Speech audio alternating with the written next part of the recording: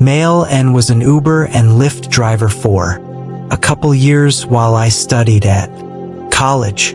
I was lucky enough to own a fairly new car with great gas mileage, so driving people around was no big deal, and I always saw it as easy money. I've never been the most talkative guy, though, so I usually just say hello when they get in and leave out all the awkward small talk.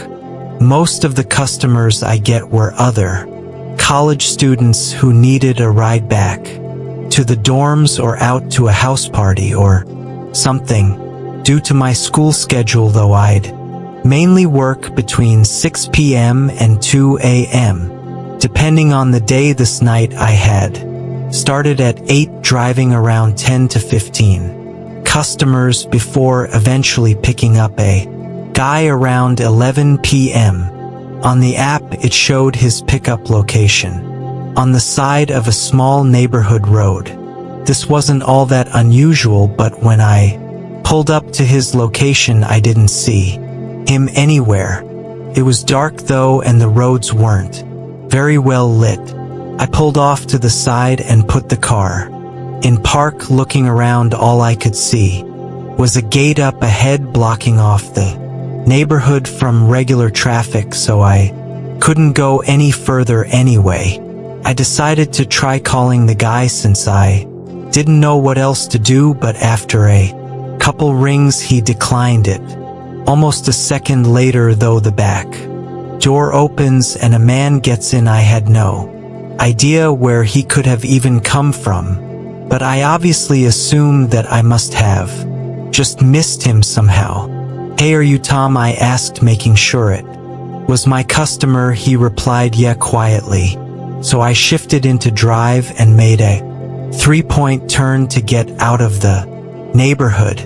I wouldn't say I'm the most cautious Uber driver at night, but I definitely pay attention to make sure I don't get stuck in a bad situation, so occasionally I'll glance in the mirror to see what they're up to. Doing this, I noticed something was off about the man. He looked like a normal 30-year-old man, but he almost seemed nervous as he was fidgeting with his hands and staring at the floor. It was pretty weird, and it gave me a bad feeling. He requested a 15-minute drive to a house just outside of my college campus. About halfway through, things started getting much weirder. "How close are we?" he said it with a somewhat shaky voice again, like he was nervous. I told him we were 8 minutes away.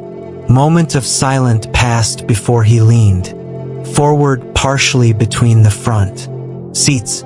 "Is everything okay, sir?" He then immediately leaned back in his seat but didn't respond. We made eye contact in the rear view mirror, but he looked away and began fidgeting again.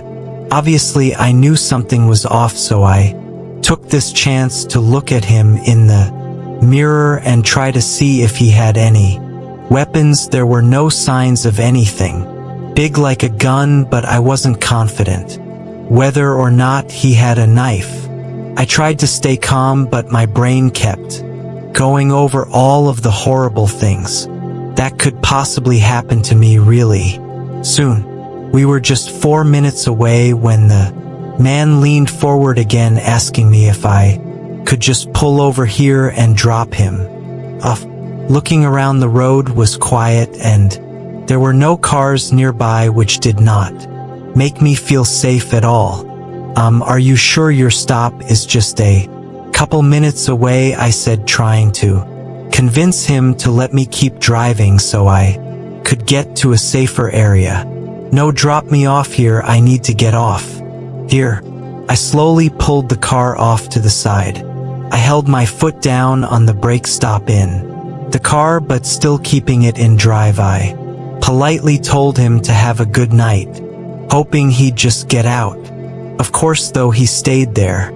Was a really strange few seconds of total silence as neither of us moved or said anything. Then the man suddenly jolted forward, reaching for my phone. I slammed my whole body into his, causing him to drop the phone in the crack between the seat. We continued to struggle as he reached around the front seat, frantically trying to grab anything he could find. The car constantly was jolting forward because I couldn't keep my foot on the brake, but after maybe 20 seconds in many unsuccessful attempts, the man leaned back and ran out of my car and off the road. I immediately drove off and away from the scene, calling 911. I was shaking and breathing heavily, trying to explain what had happened. Thankfully, they seemed to understand pretty well, though. Sum everything up, it turned out the guy was using his friend's Uber account and was found pretty quickly. I feel really lucky to have gotten out of that unharmed, as the guy didn't even bring a weapon. From what I know, he didn't have a history of violence or anything, so I guess that explains why he was nervous and unprepared. It almost seemed like he didn't even want to do it.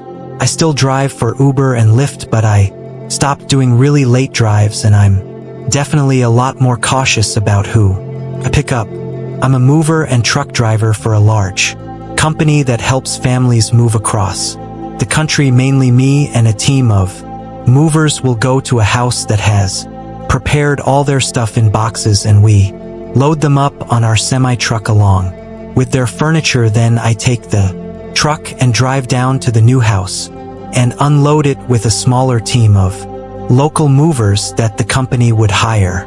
The biggest portion of my job is driving, though, since we specialize in cross-country moving. I'd been at this job for 4 years at the time and had been a truck driver for over 10 years.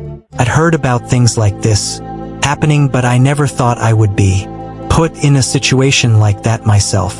The move was from Lower Tennessee to Upper Michigan, not the longest drive compared to my usual, but still a full day trip.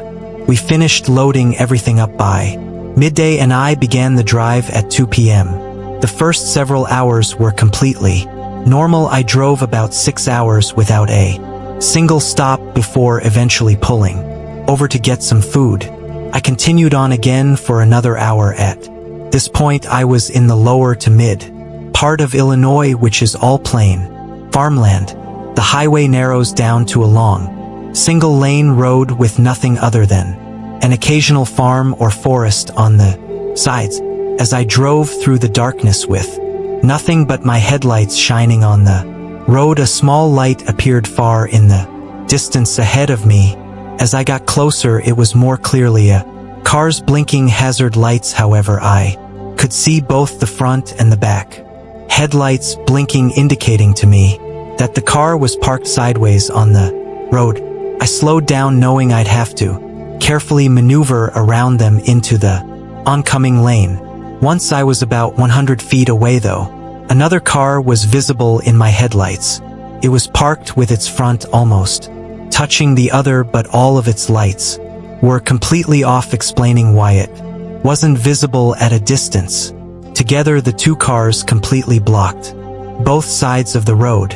I stopped my truck about 20 feet away, leaving it on. As I looked at the situation, initially I thought maybe they had an accident, but I couldn't see any damage to either car, and they both seemed to be parked almost perfectly. Of course, I started getting nervous at the possibility of a surprise attack, so I grabbed my small pistol that I kept holstered in the center console. It did make me feel safer, but I'd never had to use it before, and if there was a group of people planning an attack, they were almost sure to be armed as well.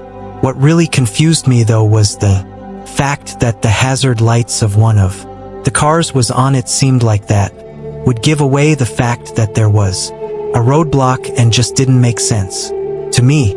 I stayed in the truck and looked all around the scene in the side of the road for any signs of someone being there, but there was no one. There wasn't really any way to turn the truck around, and even if there was, the nearest detour was miles back and would add several hours to the drive. It just wasn't an option. I sat there for probably 5 minutes, nervously swiveling my head around, expecting someone to come out at any second.